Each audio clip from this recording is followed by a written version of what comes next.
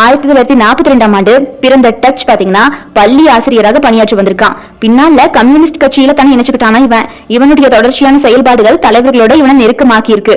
Vietnam போரின் போது தலைவரா இருந்தா பாத்தீங்களா போல்பாட்டு, அவனுக்கு கீழே கெமரூஜ் கம்யூனிச கிளர்ச்சியாளர்களோட சேர்ந்திருக்கான். 1975 கெமரூஜ் அதிகாரத்தை கைப்பற்றியதும் டச் டுவோல்ட்ஸ் லிங்க் சிறைச்சாலையில இயக்குநராக சேர்ந்திருக்கான்.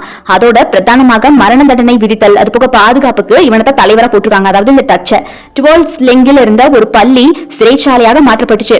இந்த சிறைச்சாலை பாத்தீங்கன்னா S21 அப்படின்னு குறிப்பிடப்பட்டிருக்கு. இந்த சிறைச்சாலை கெமரூஜ் ஆட்சியின் கொடூரத்துடைய அடையாளமாக இன்னைக்கும் விளங்குது. ஆண்கள், பெண்கள், அது போக குழந்தைகள்னு சொல்லிட்டு 14,000க்கும் மேற்பட்டவர்கள் இந்த சிறைச்சாலைக்கு அழைத்து வரப்பட்டு அடித்தே கொடுமைப்படுத்தப்பட்டு கொல்லப்பட்டிருக்காங்க.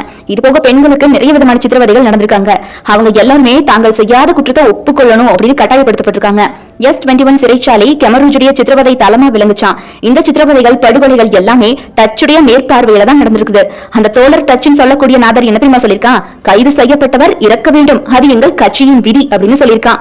நாய் அவன் சாவ வேண்டியதானே, அப்பாவி மக்களை கொண்டிருக்காங்க.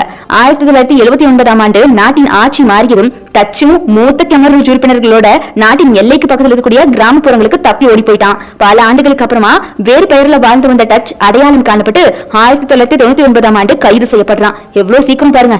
2006 ஐநா ஆதரவுடைய சிறப்பு நீதிமன்றம் ஒன்று பாத்தீங்கன்னா மூத்த கெமரூஜ் தலைவர்கள், அது போக கொடூரமான செயல்களுக்கு பொறுப்பான நபர்கள் மீது வழக்கு தொடர உருவாக்கப்பட்டுச்சு. அந்த நீதிமன்றத்துடைய கட்டமைப்பு, அது போக செயல்பாடுகள் குறித்து ஐநா சபைக்கும் கம்போடியாவுக்கும் இடையில நடந்த நீண்ட பேச்சுவார்த்தைகளுக்கு அப்புறமா சரியாக 2009 நீதிமன்றம் பாத்தீங்கன்னா தன்னுடைய பணியை தொடங்குச்சு. தோழர் டச் அப்படி சொல்லவே கூடாது, ஆனா சாரி, இந்த இடத்துல அவனை அப்படிதான் அட்ரஸ் பண்ணி ஆகணும். பிகாஸ் அப்படிதான் அவன் எல்லோராலையும் அறியப்பட்டிருக்கான். அந்த காலகட்டத்துல ஆட்சியின் மாநில தலைவர் கியூ சம்பன், அதுபோக போல்பாட்டுடைய 2வது கட்டளை தளபதி நூன்சே மீதும் விசாரணை மேற்கொள்ளப்பட்டிருக்கு. இந்த வழக்குல முக்கியமான சாட்சியாக டச் இருந்திருக்கான். 2010 படுகொலை, சித்திரவதை மற்றும் மனித குலத்துக்கு எதிரான குற்றங்கள்ல டச் உள்ளிட்ட 3 குற்றவாளி அப்படின்னு சொல்லிட்டு சிறப்பு நீதிமன்றம் தீர்ப்பளிச்சது. ரொம்ப சீக்கிரமான தீர்ப்பு. அதுக்கப்புறமா அவனுக்கு 35 ஆண்டு கால சிறை தண்டனை வழங்குச்சு. தண்டனையை எதிர்த்து மேல்முறையீடு செஞ்சிருந்த டச்சுக்கு 2012 ஆயுள் தண்டனை வழங்கப்பட்டுச்சு. மேல்முறையீடு பண்ற அளவுக்கு இவனுக்கு ஹெல்ப் கிடைக்குதுன்னா எங்க இருந்து கிடைக்குதுன்னு யோசிச்சு பாருங்க. ஆயுள் தண்டனை பெற்று சிறையில் இருந்த டச்சு உடல்நலக்குறைவால செத்து போயிட்டான். இவன் சாவறதுக்கு இவ்வளவு லேட் ஆச்சான்னு கொஞ்சம் வியப்பா தான் இருக்கு. நீதிமன்ற விசாரணையின் போது தன்னுடைய குற்றங்களை ஒப்புக்கொண்டு பாதிக்கப்பட்டவங்க கிட்டையும் கொல்லப்பட்டவங்களுடைய குடும்பத்தினர் கிட்டையும் மன்னிப்பு கேட்டுட்டானா. ரொம்ப பெரிய மன்னிப்பு தான்.